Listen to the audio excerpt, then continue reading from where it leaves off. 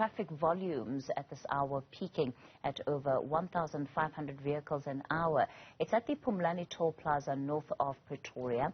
It says holidaymakers begin returning home from the long Easter weekend. Newzroom Afrika Senior Reporter Tumaole Mohlaoli is live for us from the plaza. Tumaole, there's still one more to go, you know. Tomorrow's still a public holiday, but I guess the early birds want to make sure they don't get caught in the peak of that traffic.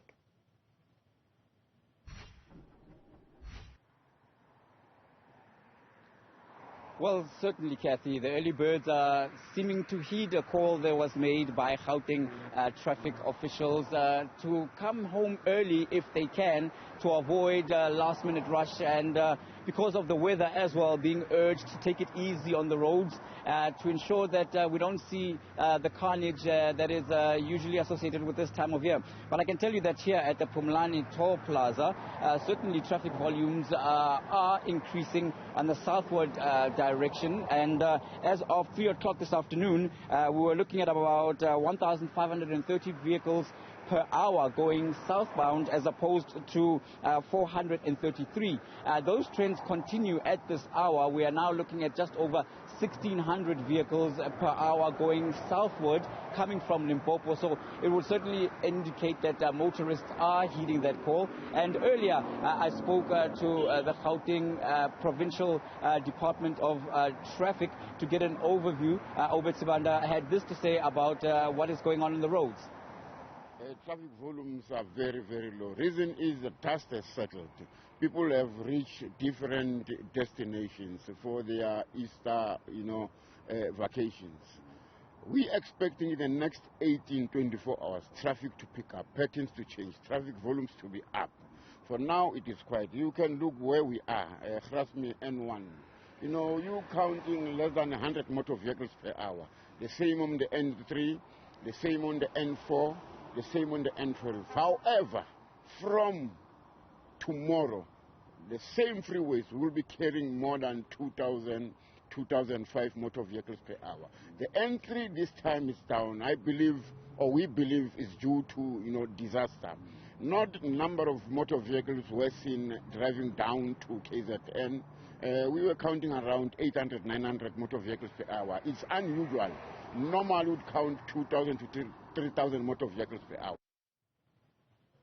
Well, Tumaole, despite then the lower traffic volumes, it hasn't spared some motorists in as far as the accidents that we have seen on the roads and just how horrible some of them have been this weekend.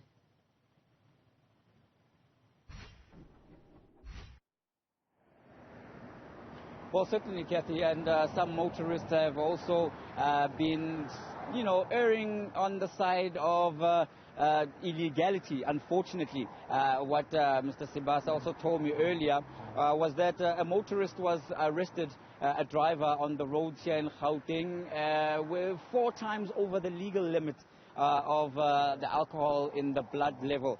So that is quite shocking, given what the death rates have been over this period, traditionally, especially when it links to reckless driving as well as intoxicated drivers on the road. So that motorist is certainly in hot water, spending their Easter Sunday behind bars, and they will appear in court in the next week. So that's something that officials are also asking motorists to be vigilant of, to leave early, to rest, but also to wait until they get to their destinations before indulging in alcohol.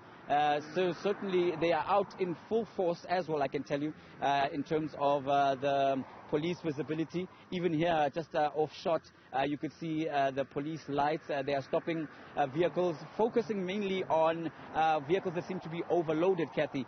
There would be the buses, there would be the trucks, ensuring that they are compliant with roadworthiness as well as not being overloaded. The roads are slippery because it's wet. So they're also looking at the condition of the tires, if a vehicle is seeming to be overloaded or if it's carrying passengers. So this will continue. Tomorrow, we are expecting that officials will be out in full force in their numbers as the peak of the motorists returning from the various provinces into Gauteng is expected to pick up. So that's the situation on the roads as it stands right now, Kathy. All right, Tumaole, try and stay dry and most importantly warm while you're out there tracking the story for us, his life at the Phumlani Toll Plaza.